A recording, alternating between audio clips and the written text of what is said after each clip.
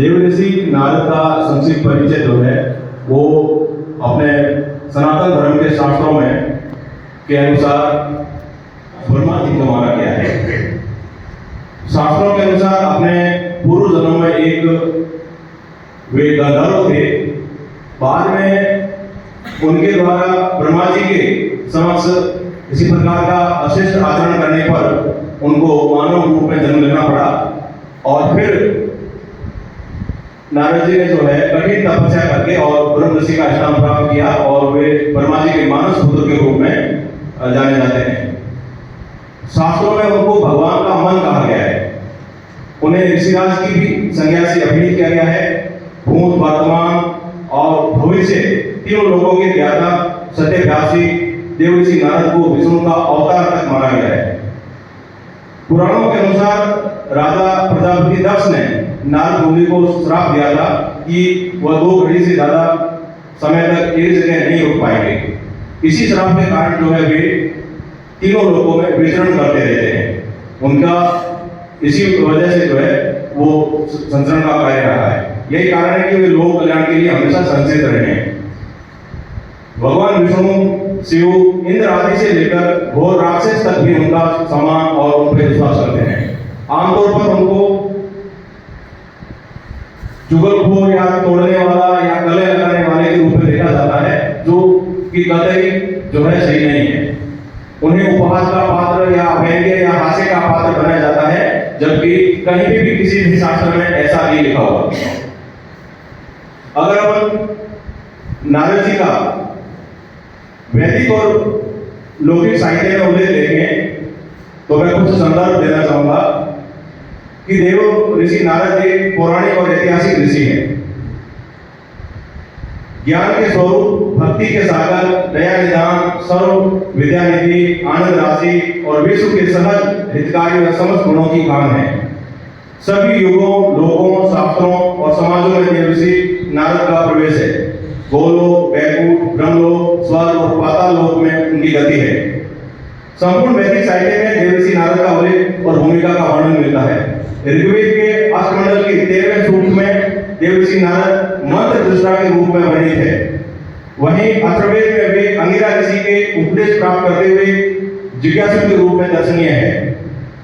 ऋग्वेद के ऐतरेय ब्राह्मण की सब पंजिका के 3 अध्याय में देव ऋषि नारद राजा हरिश्चंद्र के पुरोहित और गुरु के रूप में उनके पुत्र विषय चिंता का निवारण करते हुए दिखाई देते हैं। छांदोग्य उपनिषद में देव ऋषि नारद सनकादि आदि ऋषियों के समक्ष आत्म तत्व की जिज्ञासा रखते हुए आत्म ज्ञानोपदेश प्राप्त करते हुए दृष्टिगत होते हैं। वेदांत साहित्य के शिक्षा ग्रंथों में संगीत मकरंद और नारदीय शिक्षा ग्रंथ में संगीत शास्त्र विरासत के रूप में दिखाई देते हैं।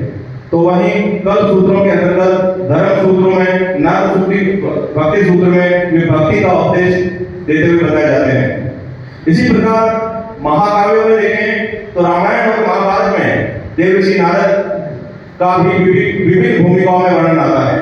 रामायण में देव ऋषि नारद महर्षि वाल्मीकि को श्री रामचरित्र के आधार पर काव्य लिखने की प्रेरणा देते हैं और उन्हें भगवान श्री राम का जीवन चरित्र सुनाते हैं।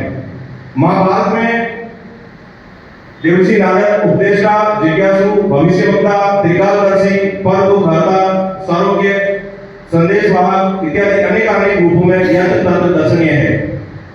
वे युधिष्ठिर आदि 5 पांडवों, कुंती, दुर्योधन आदि कौरव भ्राताओं के साथ श्री कृष्ण को पात्र स्नेह का उपदेश देते हैं। शकुनी, व्यास, मालव आदि ऋषियों को ईश्वर भक्ति संबंधी उपदेश भी देते हुए दिखाई देते हैं।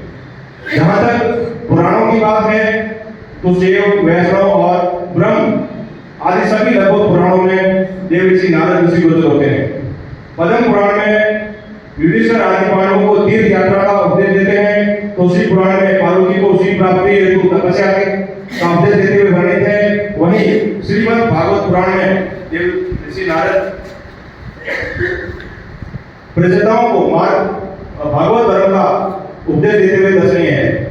ब्रह्म पुराण में हर्षयों, अग्नि पुराण में वशिष्ठ ऋषि को, लिंग पुराण में सबलासुओं, वरा पुराण में मिमी को, स्कंद पुराण में अर्जुन को तीर्थ यात्रा, राजा पृथु को कार्तिक मास महात्म्य का, राजा अमरीश को मास महात्म्य का और राजा इंद्रद्युम्न को तीर्थ महिमा का उपदेश देते हुए दिखाई देते हैं।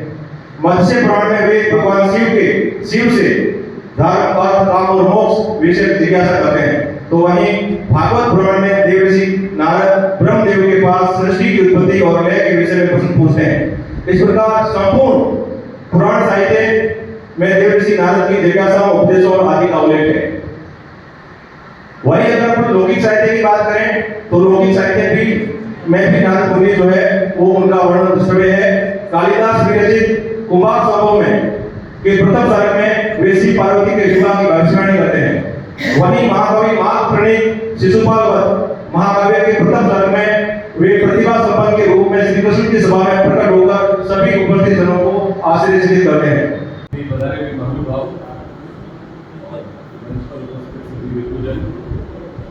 बहुत ही अच्छे ढंग से भगवान नारद के बारे में सभी को जो है जानकारी प्रदान की गई।